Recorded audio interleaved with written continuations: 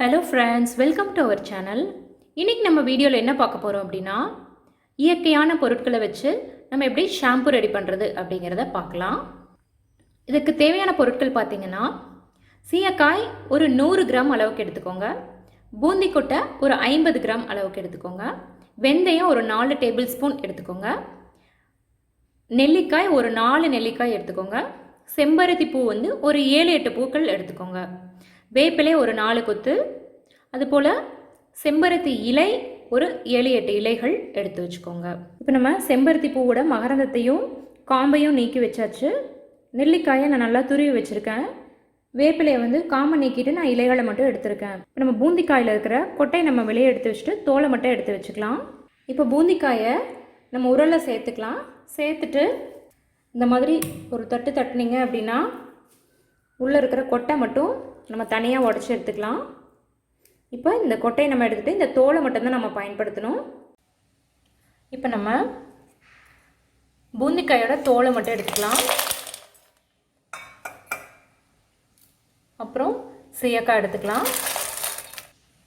வெந்தயம் ஒரு 4 table spoon அளவுக்கு எடுத்திருக்கேன். இப்போ எல்லாத்தையும் சேர்த்து நம்ம ஓவர் நைட் நல்லா ஊற வச்சுக்கலாம். நல்லா முழுகிற அளவுக்கு தண்ணி சேர்த்து நம்ம ஓவர் நைட் அப்படியே விட்டுடலாம். இப்போ இது நல்லா ஊறட்டும். இப்போ பார்த்தீங்கன்னா சீயக்காய், பூந்திக்காய், வெந்தயம் எல்லாமே நல்லா ஊறிடுச்சு. இப்போ நம்ம இதை அடுப்புக்கு மாற்றியாச்சு. இதை மீடியம் ஃப்ளேமில் ஒரு 5லேருந்து 8 நிமிஷம் வரைக்கும் நல்லா கொதிக்க விடலாம். இப்போ பார்த்தீங்கன்னா தண்ணி நல்லா சூடாயிருச்சு.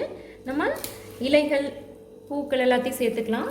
வேப்பிலை, செம்பருத்தி இலை, செம்பருத்தி பூ, துருவி வச்ச நெல்லிக்காய் எல்லாத்தையுமே நம்ம சேர்த்துக்கலாம். சேர்த்துட்டு கொஞ்சம் நல்லா அழுத்தி விட்டுருங்க. இப்போ பார்த்தீங்கன்னா இலைகள்லாம் சேர்த்ததுக்கப்புறமா தண்ணி கொஞ்சம் குறைவாக இருக்கிற மாதிரி இருக்குது. அதனால் நம்ம இன்னும் 1 கப் அளவுக்கு தண்ணி சேர்த்துக்கலாம். அடுப்பில் வந்து மீடியம் ஃப்ளேமில் வச்சுட்டு இதே மாதிரி கொதிக்க விடுங்க. மூடி வைக்க வேண்டாம். மூடி வச்சிங்க அப்படின்னா கொதிக்கும் போது நுரை நல்லா மேலே பொங்கி வந்து எல்லாம் கீழே சிந்திரும். அதனால் மீடியம் ஃப்ளேமில் அப்படியே வச்சு நல்லா ஒரு 5லேருந்து 8 நிமிஷம் வரைக்கும் நல்லா கொதிக்க விடுங்க. இப்போ பார்த்தீங்கன்னா ஷாம்பு நல்லா கலர் சேஞ்ச் ஆகி நல்லா கொதிக்க ஆரம்பிக்குது. ஸோ இந்த மாதிரி பொங்கி வர மாதிரி இருந்துச்சுன்னா அடுப்பை வந்து இன்னும் கொஞ்சம் சிம்மில் வச்சுக்கோங்க.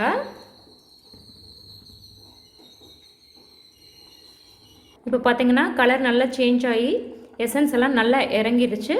இப்போ நம்ம ஸ்டவ்வை ஆஃப் பண்ணிவிட்டு ஆற வச்சு எடுத்துக்கலாம். இப்போ பார்த்திங்கன்னா ஓரளவுக்கு நல்லா ஆறிடுச்சு.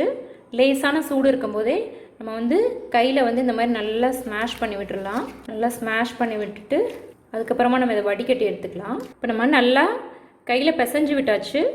இப்போ பார்த்திங்கன்னா நல்ல நுரை வந்திருக்கு இதுலேயே. இப்போ நம்ம இதை வடிகட்டி எடுத்துக்கலாம்.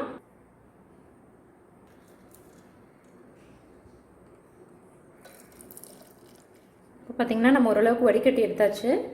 இதை அப்படியே விட்டுட்டிங்கன்னா கொஞ்சம் நேரத்தில் இதில் இருக்கிற லிக்விட் ஃபுல்லாமே நல்லா ஃபில்டர் ஆகிடும். ஃபில்டர் ஆனதுக்கப்புறம் நம்ம வந்து இதை பாத்திரம் கழுவுறதுக்கு கூட யூஸ் பண்ணிக்கலாம்.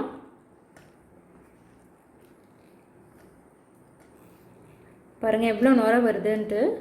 நல்லா சூப்பராக இருக்கும். ஷாம்பு மாதிரி நல்லா அழுக்கும் போயிடும். இதை வந்து நம்ம 1 வாரம் வரைக்கும் நம்ம வெளியிலே வச்சு ஸ்டோர் பண்ணிக்கலாம். இப்போ இதை நம்ம வேஸ்ட் பண்ண வேணாம். இதை வந்து நம்ம மிக்ஸி ஜாருக்கு மாற்றிட்டு ஓரளவுக்கு அரைச்சி எடுத்துட்டு அதை வந்து நம்ம பாத்திரம் கழுவுறதுக்கு பயன்படுத்திக்கலாம். சூப்பராக இருக்கும். இல்லை நீங்கள் வந்து இப்போயே வந்து ஹேர் வாஷ் பண்ண போகிறீங்க அப்படின்னா இதை அப்படியே மிக்ஸி ஜாருக்கு மாற்றி அரைச்சி எடுத்துட்டு அதை வந்து நீங்கள் தலை குளிக்க பயன்படுத்திக்கலாம். இப்போ நம்ம இதை ஒரு பாட்டிலில் ஸ்டோர் பண்ணிக்கலாம்.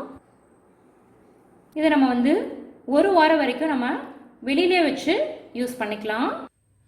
இப்போ நமக்கு சூப்பரான ஷாம்பு ரெடி ஆயிடுச்சு. இப்போ நம்ம இயற்கையான பொருட்களை பயன்படுத்தி இருக்கிறதுனால நமக்கு வந்து எந்த சைடு எஃபெக்ட்டும் கிடையாது.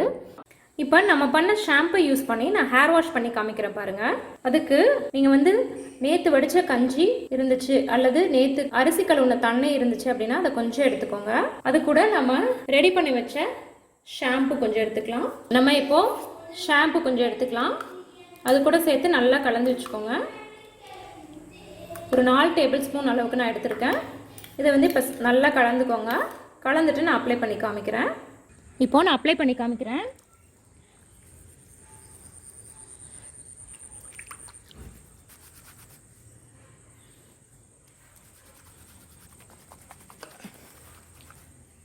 இப்போ பாருங்கள் ஓரளவுக்கு நுர வருது. ஆனால் ஷாம்பு அளவுக்கு ரொம்ப நுர வராது. சரி நான் இப்போ வாஷ் பண்ணிவிட்டு காமிக்கிறேன். லைட்டாக தான் நுர வரும், ரொம்பலாம் நுர வராது. இப்போ நல்லா வாஷ் பண்ணியாச்சு. பாருங்கள் நல்லா சுத்தமாக அழுக்கு போயிடுச்சு. ஆனால் இதில் ரொம்ப நுரையெல்லாம் வராது. ஆனால் தலைக்கு தேய்க்கும் போது கொஞ்சம் கண்ணுக்கு வராமல் பார்த்துக்கோங்க, இல்லாட்டி கண்ணு ரொம்ப எரிய ஆரம்பிச்சிடும். நம்ம வேப்பிலை யூஸ் பண்ணியிருக்கிறதுனால பொடுகு தொல்லை இருந்தால் சரியாயிரும். நம்ம பூந்திக்காய் இருக்கிறதுனால நல்ல நுர வரும். அதே மாதிரி சீயக்காய் யூஸ் பண்ணியிருக்கிறதுனால அழுக்கு நல்லா போயிடும்.